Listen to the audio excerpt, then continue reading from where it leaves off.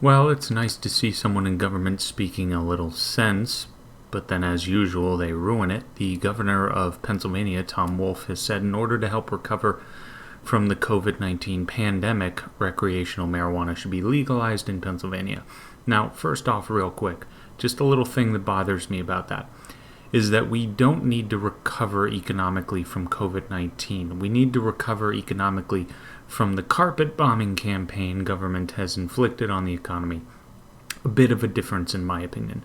The virus itself didn't really do much economic damage, but the shutting down of businesses, the lockdowns, the forbidding of people from being patrons anywhere, the forcing of people staying home, the government officials that would walk down the street and look into windows to see if all their guidelines were being adhered to, that's what we need to recover from, not COVID. But now, Tom Wolf says we should legalize recreational marijuana. Okay, great. But then, of course, he immediately says the government could use the tax revenue to support small businesses, historically disadvantaged businesses, and restorative justice programs. Now, is it going to be a small tax? I seriously doubt that. They're going to make the same mistake other states have done, where they legalize it but then tax it to hell, so it makes legal businesses unable to compete with the black market. You want to do it the right way, you end up paying for it. It's just too bad. Leave it to government to spoil such a good thing. But here's the other thing that's kind of interesting. You want to legalize recreational marijuana to boost the economy.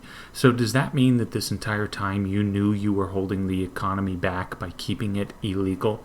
You knew this entire time that this war on drugs and the war on pot was a drain on the economy? You knew that this hurt opportunities, employment, and entrepreneurship? And I guess it's only until people are at their breaking point and the economy is so far down the toilet that you decide, hey, let's actually unleash the multi-billion-dollar industry that we've been keeping down and allow some opportunity and economic activity to take place.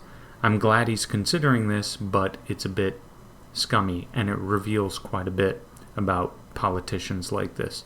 And also, he says the taxes they'll raise from marijuana will go to repairing the harm done to crime victims and communities as a result of marijuana criminalization. Well, he's certainly right that the illegal status of marijuana has resulted in a huge amount of damage to communities, far more than marijuana would do on its own if it would do any harm at all. So that's great, but again, you want to tax this, and it will likely be a hefty, hefty tax. So as I said before, the tax you'll put on it will keep the violent crime element in place. It's essentially protectionism for anyone who wants to operate on the black market.